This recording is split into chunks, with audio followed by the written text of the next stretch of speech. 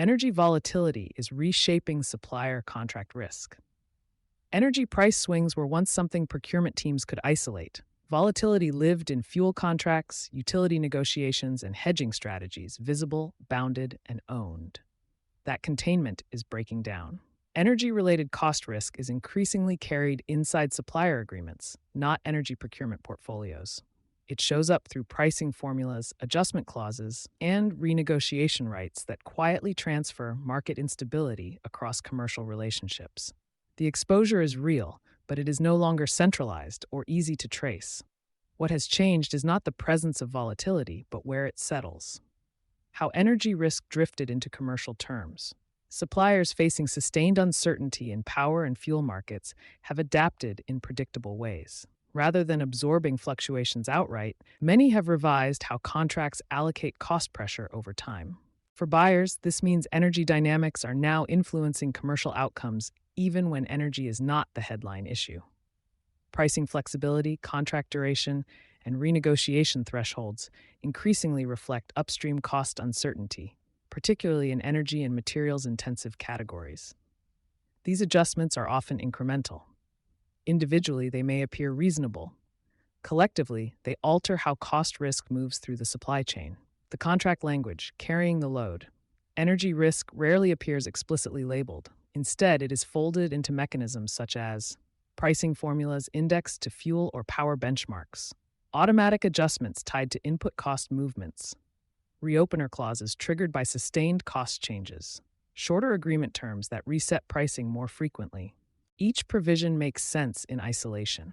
Together, they create a commercial environment where cost outcomes are increasingly responsive to external energy conditions without a single point of control. Unlike direct energy procurement, supplier contracts are rarely designed as a coordinated risk portfolio. Exposure accumulates quietly, clause by clause. Why indirect energy risk is harder to contain. When companies procure energy directly, they apply established disciplines, market tracking, risk thresholds, financial oversight, and defined ownership between procurement and finance.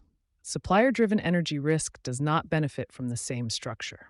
Once cost variability is built into supplier pricing, buyers may find that contractual exit options are limited without operational disruption.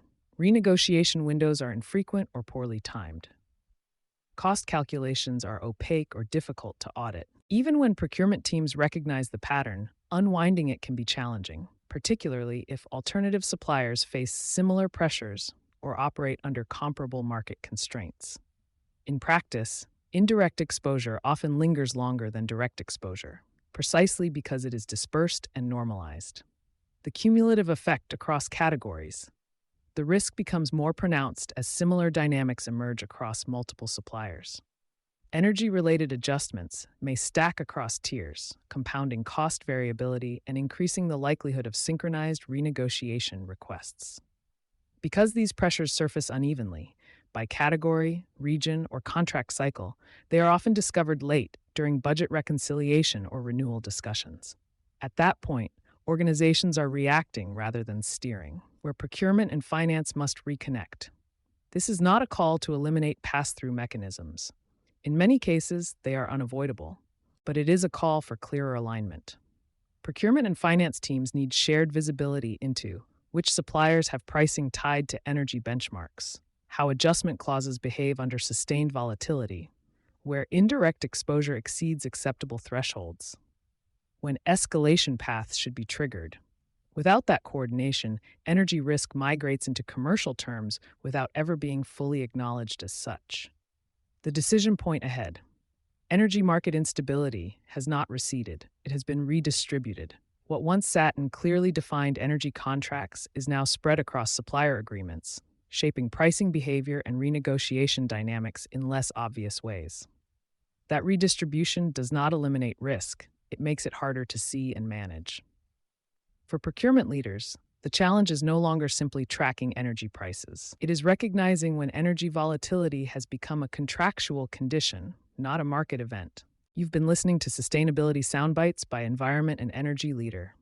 For partnership opportunities, please reach out to our team.